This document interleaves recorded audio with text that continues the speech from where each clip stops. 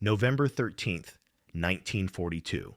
Ironbottom Sound, off Guadalcanal, where the sea is already crowded with wreckage that never made it home. The night is heavy and wet.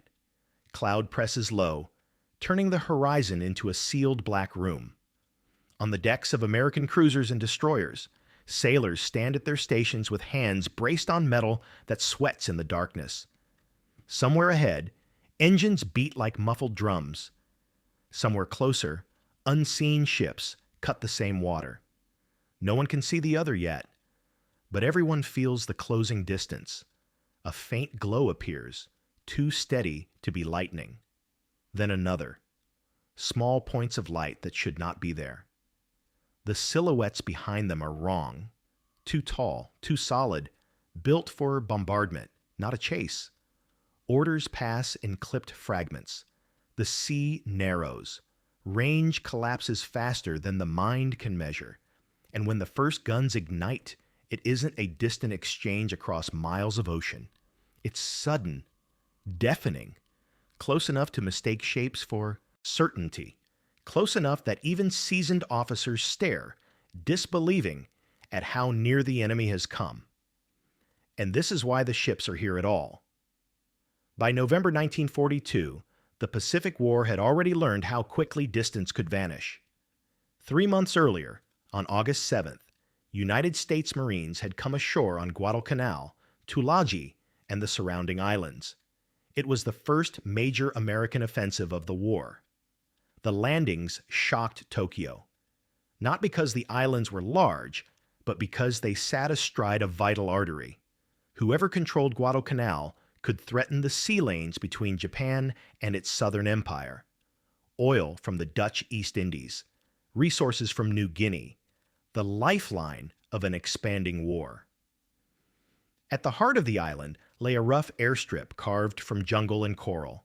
When U.S. forces captured it, they named it Henderson Field. From there, American aircraft could strike ships by day. And that single fact reshaped everything that followed. For Japan, Guadalcanal became an emergency. The Imperial Japanese Navy had been built around decisive fleet engagements, but now it faced a grinding campaign it had never planned to fight. Japanese air power could not permanently suppress Henderson Field. Daylight reinforcement by transport ships became suicidal. So the war adapted into the night. The Allies called it the Tokyo Express. Japanese destroyers, fast and lightly loaded, ran men and supplies down the slot, the narrow sea between island chains, under cover of darkness. They arrived at night. They unloaded quickly. They vanished before dawn. It was a desperate solution, but for weeks it kept the Japanese foothold alive. The U.S. Navy answered in fragments. Cruisers and destroyers fought night actions. They were still learning how to command. Radar existed, but doctrine lagged behind technology.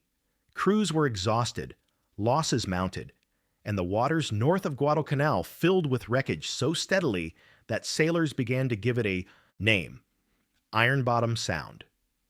By early November, the situation on land was deteriorating for Japan. Army units on Guadalcanal were starving. Malaria and malnutrition were killing men faster than American bullets. The Tokyo Express could deliver soldiers, but not heavy equipment, artillery, or enough food. Henderson Field still flew. Each sunrise erased what the night had gained. Japanese planners concluded that Henderson Field had to be neutralized, not temporarily, but decisively. The answer lay not in destroyers, but in battleships. The Imperial Japanese Navy still believed in the crushing power of heavy guns. Battleships had bombarded shore targets before. If Henderson Field could be smashed in one night, its aircraft destroyed on the ground, then slow transports could arrive safely the next day. The island might still be recovered. That decision set a specific plan into motion. A bombardment force would approach Guadalcanal under cover of darkness, pass through Ironbottom Sound, and deliver overwhelming firepower directly onto the airfield. It would be a calculated risk, but one Japan believed necessary. The Americans knew something was coming. Signals intelligence, air reconnaissance, and the rhythm of the campaign all pointed to a major Japanese effort. But the U.S. Navy in the South Pacific was stretched thin. Ships had been lost faster than they could be replaced. Crews were green. Command relationships were improvised. There was no neat battle line waiting offshore, only what could be assembled in time. Rear Admiral Daniel J. Callahan was given that task. His force was not elegant. It was a mix of heavy cruisers, light cruisers, and destroyers, some radar-equipped, some not, drawn together by urgency rather than design. Many of the sailors aboard had already fought multiple engagements in the Solomons. They were tired, but experienced in the kind of chaos this theater demanded. Both sides were moving toward the same narrow water. One intended to bombard, an airfield into silence. The other intended to stop it, by interception, at night, with no guarantee that technology or doctrine would hold. And as both forces closed on Guadalcanal, the war was no longer about strategy alone. It was about timing, confusion, and what happens when opposing fleets meet where neither side expected a fight at arm's length. The Japanese effort in mid-November 1942 was not a single strike. It was a sequence, air, sea, and logistics, designed to overwhelm Guadalcanal in layers. The keystone was simple. Remove Henderson Field from the equation, even if only long enough for transports to land reinforcements and supplies in daylight. In the Solomons, air power ruled the day. Night belonged to ships. If Japan could own one night completely, it could rewrite the next morning. For that, destroyers were not enough. A bombardment force approached, built around battleship firepower. In the early hours of November 13th, Vice Admiral Hiroaki Abe led a formation that included the battleships Hiei and Kirishima, supported by a screen of cruisers and destroyers. These were not vessels configured for a cautious duel. Their mission assumed speed, surprise, and violence. Push through the channel, hammer the airfield, withdraw before dawn, air attacks could find them. Henderson Field itself was the target, but the real objective was the transport convoy that would follow. If the airfield was cratered and its aircraft destroyed on the ground, Japanese transports could come in behind the bombardment and unload the men and material that starving troops ashore could no longer live without. The Americans, meanwhile, were forced to meet a complex threat with an improvised shield. Callahan's task force, built around cruisers and destroyers, moved into Ironbottom Sound to intercept. It included heavy cruisers such as USS San Francisco and USS Portland, light cruisers including USS Helena and USS Juno, and a line of destroyers positioned ahead and behind, the cruisers. In theory, it was a classic night fighting setup: destroyers to spot and strike with torpedoes, cruisers to deliver gunfire, all guided by radar contacts. In practice, it was a force stitched together by necessity. Radar was present, but not uniformly.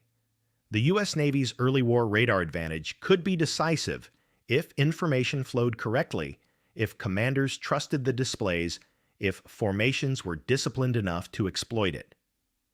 But in late 1942, the U.S. Navy was still learning how to fight with radar at night.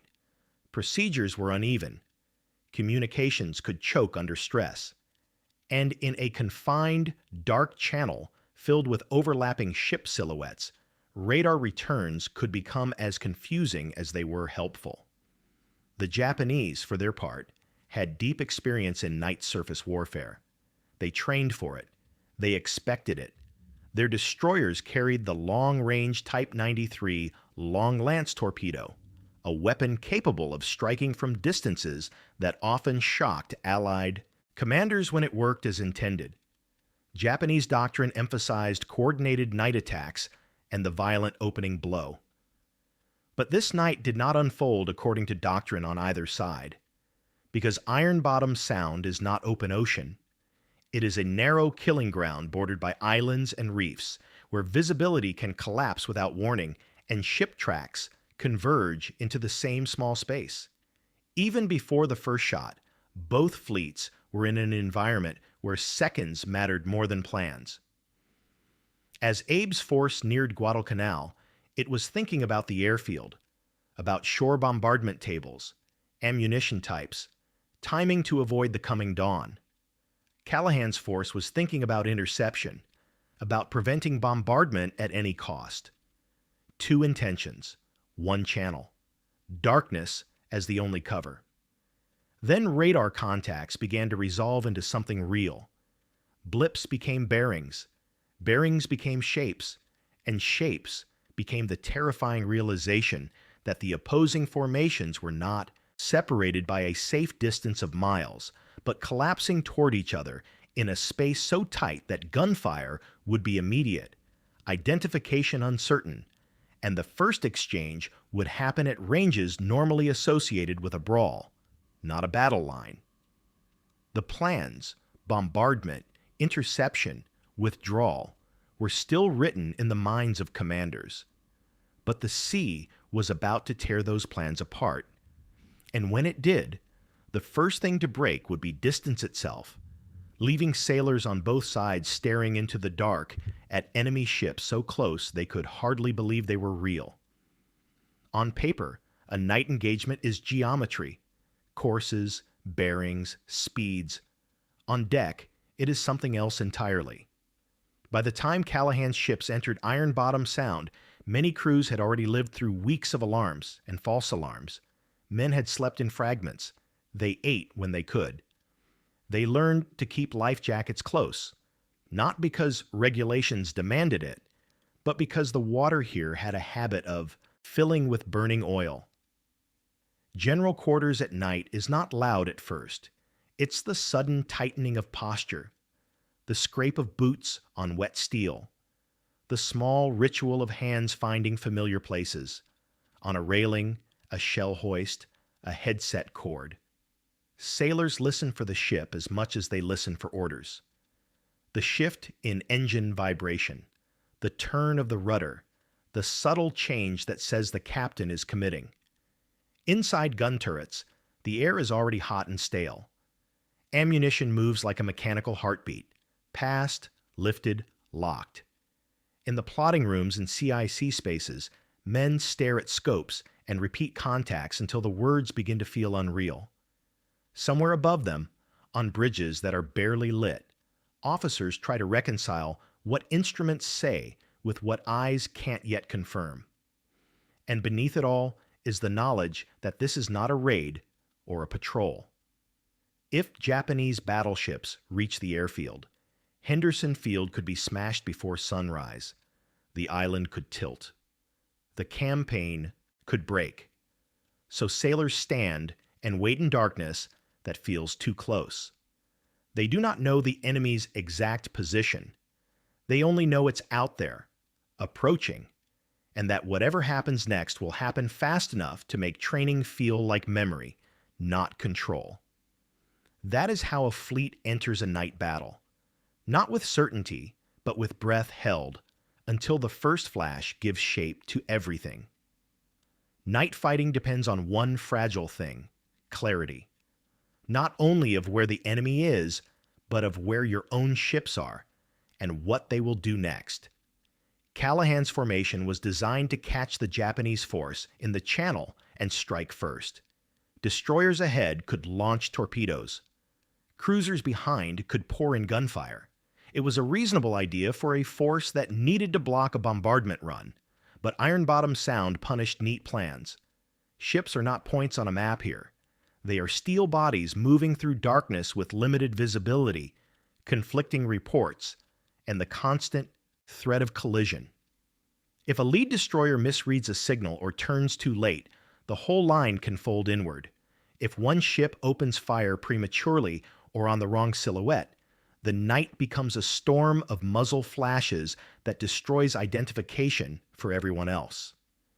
The Americans had radar contacts, sometimes clearer than anything the Japanese could see, but contact information still had to become action. Bearings had to be understood, orders had to be transmitted and obeyed. And in the confined water, turning decisions could compress ships into each other's arcs of fire. On the Japanese side, a bombardment group is not arranged to fight a sudden knife-range surface action. Battleships are optimized for delivering heavy shells at measured ranges, not for dodging destroyers cutting across their bows at a few hundred yards.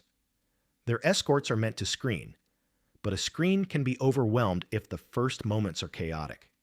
So both forces entered the same space with different expectations. And once that space collapsed, once silhouettes were close enough to see without optics, formations would stop being formations. They would become individuals, reacting in real time, firing where they believed the enemy was. At that point, tactics no longer came from doctrine. They came from instinct under fire. Night command is a form of isolation. Callahan stood in a position no commander wants, leading an improvised group into a channel filled with invisible threats, attempting to intercept a force that likely included heavier ships. His mission was not to win an elegant battle. It was to prevent bombardment by blocking, damaging, delaying, sacrificing if necessary. Abe, on the other side, carried a different burden. His force was built for a bombardment mission, timed to arrive, fire, and leave before dawn aircraft could punish him. His battleships had the power to crush an airfield. But they were also large, conspicuous, and vulnerable to daylight air attack if anything slowed them down. Both men faced the same invisible enemy, uncertainty. In a night action, the commander sees less than the men at the guns. He receives fragments, bearing reports, radar returns, shouted identifications, each shaped by stress and darkness. Every decision must be made with incomplete information, and the penalty for being wrong is immediate. For Callahan, the danger was delay and hesitation. If he held fire too long, the bombardment force might slip through. If he ordered action too early, he risked confusion and friendly fire. For Abe, the danger was surprise. If he passed too close to an American screen, the night could turn into a melee that ruined the bombardment schedule. His ships could win a brawl and still lose the mission if the mission required time he no longer had. Leadership in this kind of battle is not heroic speech. It is course changes. It is permission to fire. It is choosing which uncertainty to accept. And in the minutes that followed, both commanders would discover the same harsh truth. When darkness compresses distance, leadership becomes a single question: who acts first, and how cleanly? And the moment that question was answered, the sound would erupt. Radar was supposed to be the modern answer to night. By late 1942, the U.S. Navy had begun fielding shipborne radar that could detect contacts beyond visual range, sometimes long before the enemy knew they'd been found. In the Solomons, that advantage could be decisive. A radar-guided force could maneuver into position, launch torpedoes, open fire first, and keep firing even when smoke and darkness hid everything from the naked eye. But radar is not victory by itself. It is information. And information is only as useful as the system that moves it from screen to decision. Inside cramped CIC spaces, operators tracked blips that represented ships and islands and interference. They spoke bearings and ranges into headsets. Those numbers had to reach the bridge. The bridge had to interpret them correctly in real time, with multiple ships moving at high speed in a confined area. Orders had to travel back down the line. Ships had to execute without delay. And in the early war U.S. Navy, that chain was still fragile. Some commanders trusted optics more than scopes. Some formations weren't drilled enough to maneuver tightly in darkness. In a sudden close encounter, Radar ranges could shrink so rapidly that there was no longer time for clean plotting. When the first guns opened, smoke and flashes could saturate the night, turning the sea into a strobe-lit confusion where even radar could be cluttered by multiple contacts at nearly the same range. Radar could offer a first look, but it could not guarantee a first strike. That night off Guadalcanal would prove the brutal lesson. Technology can give you an edge, and the battle can still turn into a knife fight if the human system around the technology breaks under pressure. And the moment the range collapsed, radar's clean lines would be replaced by something older. Muzzle flashes, silhouettes, and the instinct to fire before you are fired upon. Abe's force came south expecting a particular kind of night. The Japanese bombardment concept relied on speed and timing, reach the target area under darkness, deliver heavy firepower against the airfield, withdraw before dawn. It was not a mission designed for prolonged surface combat at point-blank range. Battleships, like Hiei and Kirishima, carried immense guns and thick armor, but they also carried a kind of momentum, literal and operational. Once committed into a narrow channel, turning room shrinks. Withdrawal becomes complicated. The larger the ship, the less forgiving the water. Japanese doctrine prized night battle skill.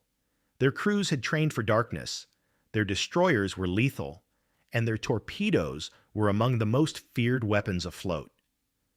In a planned engagement, a Japanese night attack could begin with coordinated torpedo salvos at ranges that the enemy might not even understand until explosions arrived. But the mid-November run into Ironbottom Sound wasn't unfolding as a planned engagement. An unexpected close encounter changes everything. Torpedo ranges collapse too quickly for ideal spreads. Identification becomes difficult when ships are intermingled. A bombardment group, arranged with shore targets in mind, suddenly has to fight ships appearing at distances where even battleship turrets struggle to depress and track quickly. Worse, the mission clock keeps running. Every minute spent fighting is a minute closer to dawn. And dawn in the Solomons means aircraft, American aircraft, rising from the very field the battleships were meant to destroy. So from the Japanese perspective, the danger wasn't merely American gunfire. It was the possibility of winning the melee and still failing the purpose. And as the first American ships appeared as dark shapes in the channel, Abe's night began to shift from calculated bombardment to something far more dangerous, a close-quarters battle that could pin a battleship in place until daylight found it. There is a particular terror in a night surface action that daylight battles rarely contain.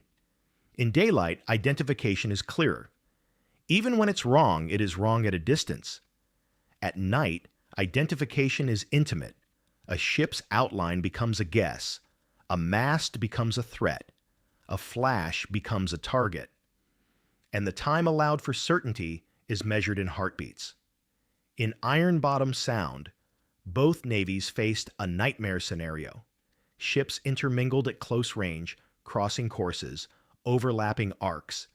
If one vessel fired through a silhouette and struck another friendly ship beyond it, no one would know immediately. If a destroyer charged into torpedo range and disappeared in smoke, it might be assumed sunk or simply unseen.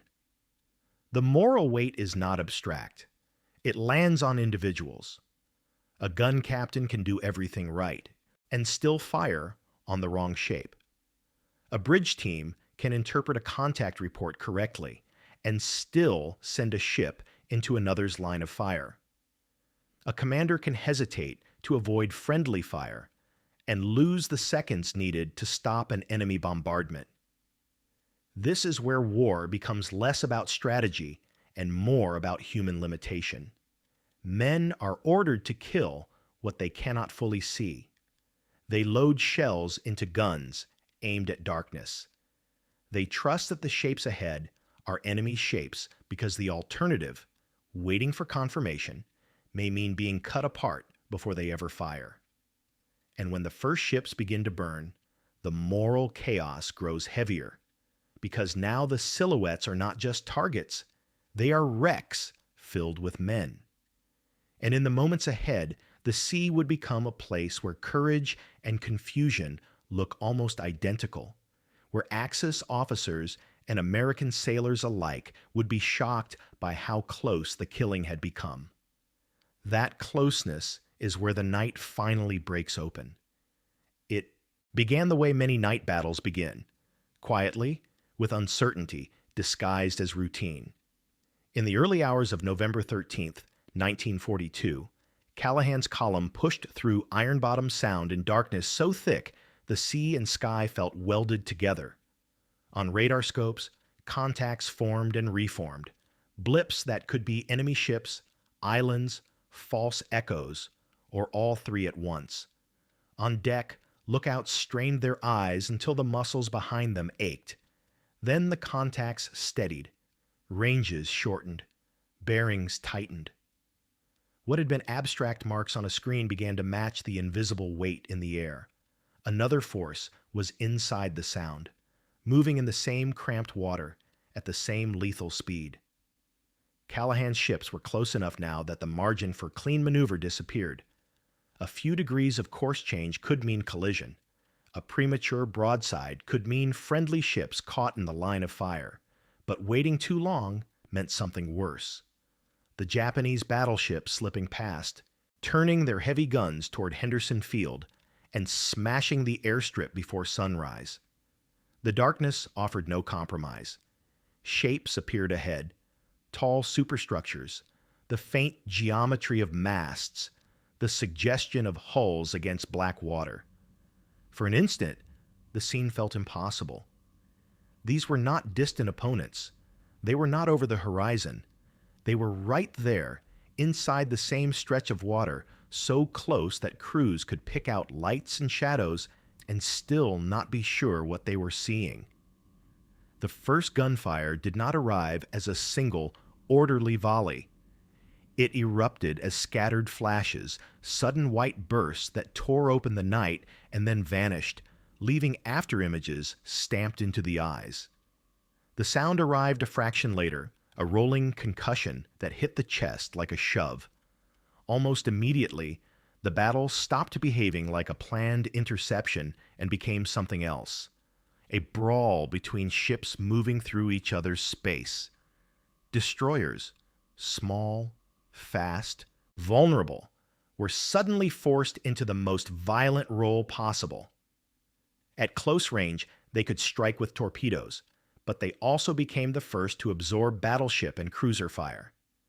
Their bridges and gun mounts, exposed and thinly armored, were hit by shells that did not need to be large to be lethal. Cruisers, built to dominate with sustained gunfire, found themselves firing into confusion. The night was full of overlapping silhouettes. Smoke drifted across the channel. Muzzle flashes created a strobing world where every second looked different from the last. And somewhere in that chaos, American gunners began firing at targets so close that range felt like a personal insult, close enough to see structural details, close enough to watch tracers snap across a ship's side, close enough that officers on bridges could look into the darkness and realize the enemy was not an idea. It was steel, and men, and flame. On the Japanese side, officers who had entered the Sound, expecting a bombardment run, now faced a collision of intent. A battleship's guns are powerful, but a battleship is not agile. In a tight channel, under sudden fire, the giant becomes a target that cannot simply vanish. Close-range engagements compress reaction time until even experienced crews are forced into raw survival choices. Fire quickly, turn quickly, avoid torpedoes, identify threats in flashes. The battle's brutality was amplified by the weapons themselves. At these ranges, shells did not arc gracefully. They arrived almost flat, slamming into superstructures, tearing through compartments, shattering equipment, igniting fires that bloomed instantly in the wind. Machine guns and smaller caliber weapons joined in, because at arm's length, even a weapon meant for aircraft could rake a bridge, a gun crew, a deck packed with exposed sailors. What made it worse was how hard it was to understand what was happening. Orders were shouted, repeated, lost, replaced.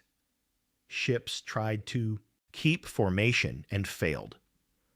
Torpedoes were launched into darkness where friendly and enemy tracks had intertwined. Men at guns fired at whatever silhouette they were given, sometimes switching targets mid-salvo as the night rearranged itself. This was not the kind of engagement the battleship era liked to imagine. Two lines exchanging measured broadsides.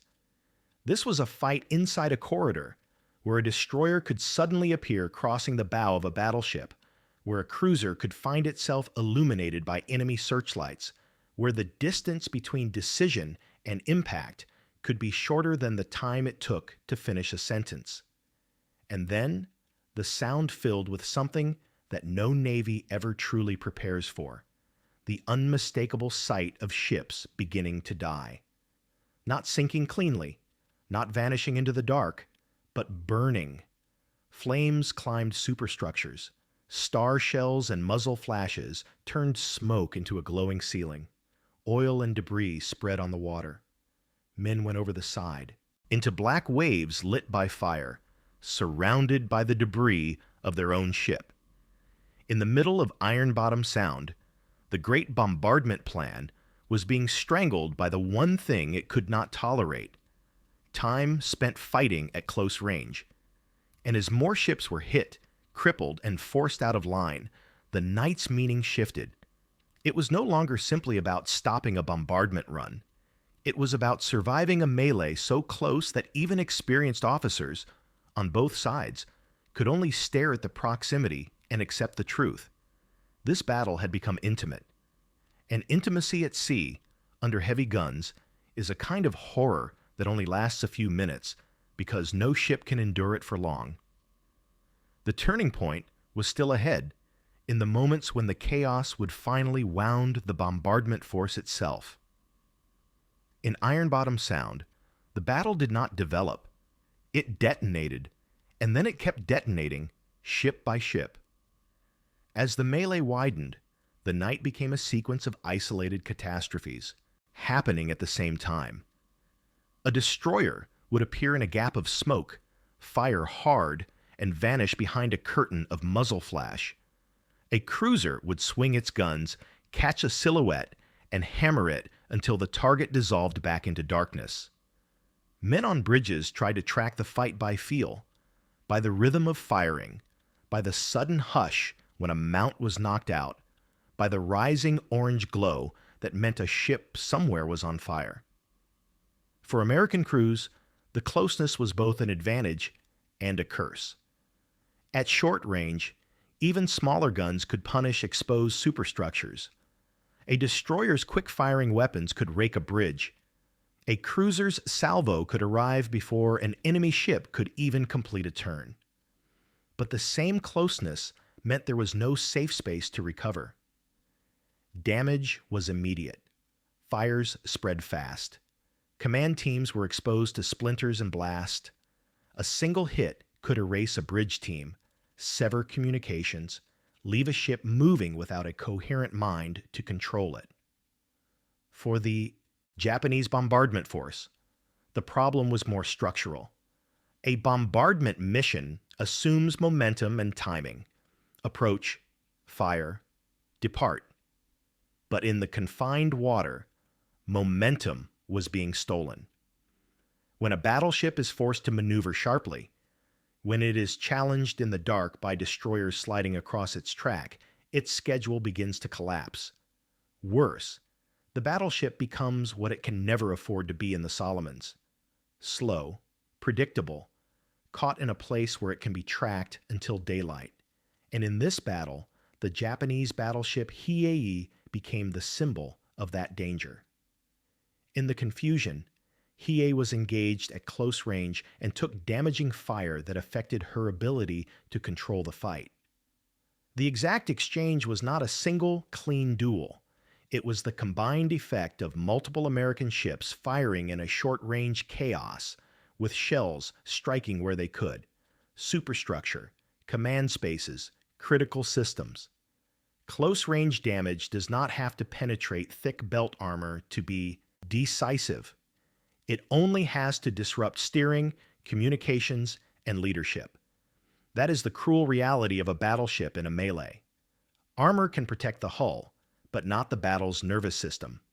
As American fire and torpedo threats multiplied, the Japanese formation's cohesion frayed. The bombardment plan depended on Abe's force moving through the Sound with enough control to bring guns to bear on Henderson Field. But now guns were being used for survival, not bombardment tables. Searchlights and star shells, tools to find targets, also became tools that exposed ships in a deadly, instant spotlight. Every exchange dragged the clock forward, and the clock was the silent executioner. Because the Japanese did not fear being destroyed in the dark as much as they feared being trapped until dawn. As the fighting churned, American ships suffered heavily. Cruisers were hit, damaged, and thrown into disarray. Destroyers, closest to the enemy, most vulnerable, paid the price in shredded hulls and devastated crews. In a night action at this range, even near misses can kill. Blast pressure, splinters, shock. The sea became a place where ships could be mortally wounded without a single dramatic explosion, just cumulative hits that turned compartments into fireboxes and pathways into rubble. But amid that destruction, the strategic fulcrum shifted. Because the Japanese bombardment force was no longer free to execute its purpose. If Hiei could not maintain full mobility and coordination, if she could not keep pace, keep formation, keep command, then she became an anchor, dragging the mission down. A damaged battleship in Ironbottom Sound was not only a tactical problem, it was an operational catastrophe because it meant Abe had to choose. Continue toward Henderson Field and risk losing a capital ship to daylight air attack, or withdraw and sacrifice the bombardment mission that was supposed to save Guadalcanal. In the confusion of the night, that decision was forced not by a single order, but by the accumulation of chaos. The U.S. ships had done what they were assembled to do. They had made the channel too dangerous to pass through cleanly. They had bought time. They had turned a bombardment run into a melee. And when a bombardment mission becomes a melee, it stops being a mission. It becomes a liability. As the fighting began to thin, ships breaking contact, drifting damaged, withdrawing or simply disappearing into smoke, the Japanese bombardment force's window was closing. Dawn was not a concept. It was a deadline moving toward them at full speed. The turning point, then, was not simply that ships were sunk or damaged, though many were. It was that the Japanese force lost the conditions it needed to succeed. The sea had stolen its timing. American resistance had stolen its freedom of maneuver. The night had stolen its clarity. When the Japanese finally pulled away from the Sound without delivering the planned crushing bombardment of Henderson Field, the result was larger than the tactical wreckage floating in their wake. It meant the airfield would live to see morning, and in the Solomons, morning belongs to aircraft. So as smoke drifted across Ironbottom Sound and fires burned themselves down into ember glow on the water, the surviving sailors, American and Japanese, faced the same dawning realization. The battle had not ended because someone declared victory. It had ended because time ran out. And the next phase of killing would not be at arm's length. It would come from the sky. When the gunfire loosened its grip on Ironbottom Sound, the silence that followed was not peace. It was shock. Ships drifted on damaged engines. Some held course by instinct alone. Rudder responses delayed or absent. Others slowed to a crawl, their decks littered with fragments of metal that had once been railings, gun shields, ladders, things meant to hold men in place. The wounded were everywhere, in passageways, on open decks, in compartments that still smelled of burnt paint and cordite. Sailors moved through darkness, lit by emergency lamps and the orange glow of fires that would not go out. In the water, men called for help in voices made thin by exhaustion. Floating debris bumped against hulls. Life rings and planks and twisted steel became temporary islands. The sea here was warm, but it carried fuel oil like a skin, coating faces, clogging mouths, turning rescue into another kind of struggle. For those still afloat, survival became a list of immediate priorities: control flooding, smother fires, restore communication, keep the ship moving. Damage control parties worked in spaces so hot and smoke-filled that breathing became an act of will. Hoses snaked across decks. Axes and shovels and bare hands tore at wreckage to reach trapped men. In some places, the ship's structure had shifted just enough to jam doors and hatches, turning compartments into sealed tombs. Above all of it hung the knowledge that daylight was coming. In the Solomons, dawn is not simply the end of darkness.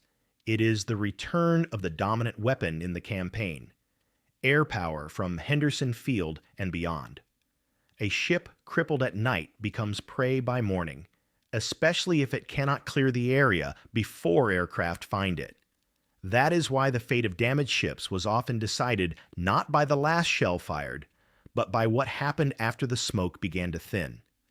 A damaged Japanese battleship in these waters, particularly one slowed or unable to maneuver cleanly, was in a peril that battleship designers never truly intended. A capital ship could survive punishment from other ships, but it could be bled to death by repeated air attacks if it stayed within reach. The Solomons had already proved that, again and again. So dawn became the next battlefield. As the light rose, aircraft would search the Sound and the surrounding sea lanes, looking for what the night had broken. The air would fill with the distant throb of engines and the urgent reports of contacts. For ships already wounded, each new sound overhead became a test of nerves. Is it friendly? Is it hostile? Is it coming directly for us? On the American side, the cost of the night action was immediate and personal. Ships had been hit hard. Command teams had been disrupted. Crews had been thrown into chaos and forced to fight at ranges where even a small caliber hit could erase an entire gun crew. The names of ships and the names of men began to form lists, first unofficially on decks and in passageways, then in reports that would travel up the chain of command. On the Japanese side, the shock was different but no less severe. The bombardment mission had been blunted, and any capital ship damaged in that fight now faced an enemy that the night could no longer hide from. As the sun climbed, Ironbottom Sound revealed what darkness had concealed. The streaks of oil, the scattered debris, the smoke columns rising from ships that could not keep moving. And with visibility came the next certainty. Aircraft would arrive to finish what the night had started. Because in the Solomons, the sea could punish you in darkness, but the sky could execute you in daylight. By midday on November 13th, 1942, the meaning of the night battle was no longer confined to wreckage and casualty lists. It had become operational reality. The Japanese objective had been straightforward: smash Henderson Field with battleship guns, clear the air threat, and open a corridor for transport ships to deliver the men and supplies needed to reclaim Guadalcanal. The night action in Ironbottom Sound denied that objective at the most critical moment, before the bombardment could be carried out cleanly and on schedule. That mattered because the campaign's tempo was built around a brutal cycle: night for ships, day for aircraft.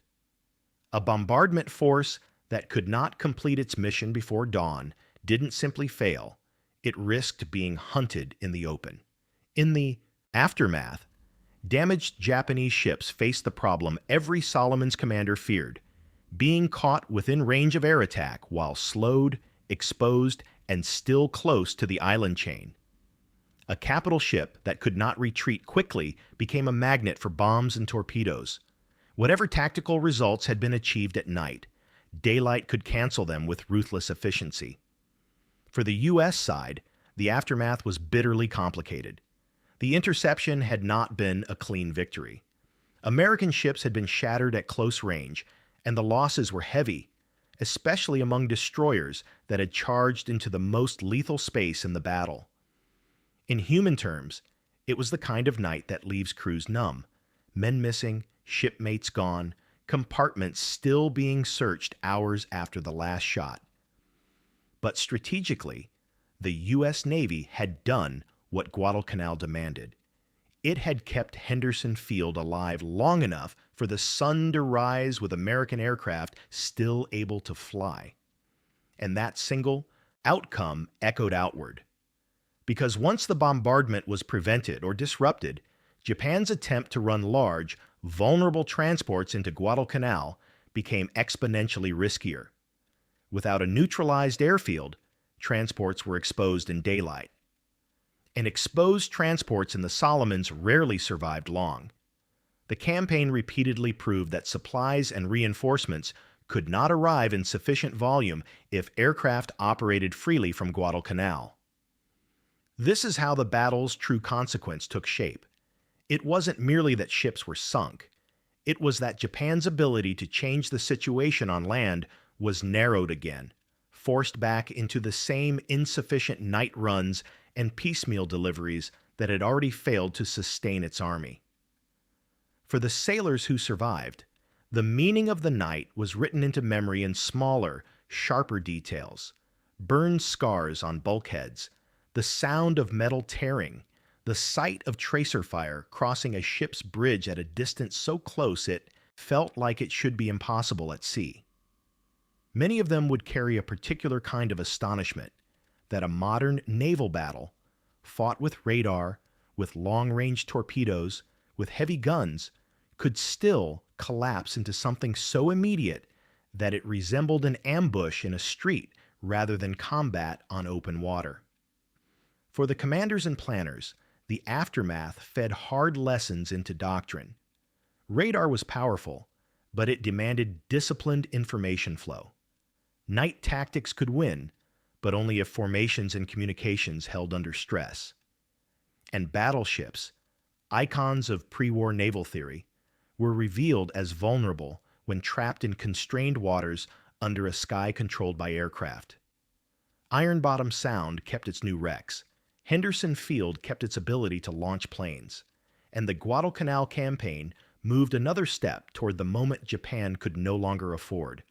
Not a single decisive battle, not a clean surrender, but the slow tightening of options. Because once the night failed to silence the airfield, Japan's one great push became just another costly attempt to survive in a theater that punished every delay. And with that realization settling over both navies, the story is ready for the quieter final question. What does it mean, in a war of machines, when fighting becomes so close that disbelief is the first human reaction? There is a comforting illusion in naval war that the ocean keeps enemies apart. Maps encourage it. Doctrine encourages it. Even language does. Fleets engage at range. Guns have tables. Torpedoes have run lengths. Men are reduced to symbols sliding across a plot, as if the sea itself guarantees distance and time. Ironbottom Sound denied that comfort. In the early hours off Guadalcanal, the war collapsed into a space so tight that technology and tradition alike were forced into something primitive. Radar could detect, it could warn, but it could not prevent confusion when ships crowded into the same black corridor.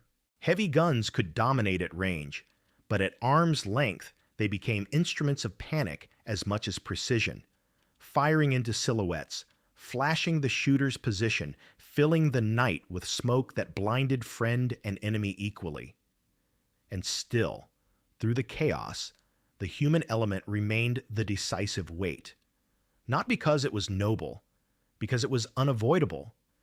Damage control teams crawling into burning compartments, gun crews feeding shells into barrels that were already too hot, bridge officers trying to translate half-heard bearings into life-saving turns, sailors in the water, slick with oil, listening for engines that might mean rescue or the last passing ship.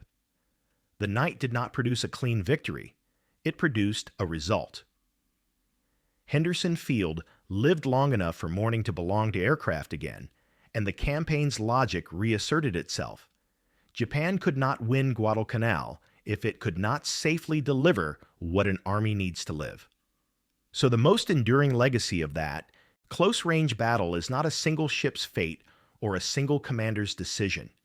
It is the reminder that modern war does not always become more distant as technology advances. Sometimes it becomes more intimate, because the moment systems fail, men are forced back into the oldest version of combat, seeing the enemy close enough to feel the shock of disbelief and fighting anyway. Ironbottom Sound still lies quiet now, but beneath it, the sea holds the evidence of that night: steel, rust, and the silence that follows when distance is gone.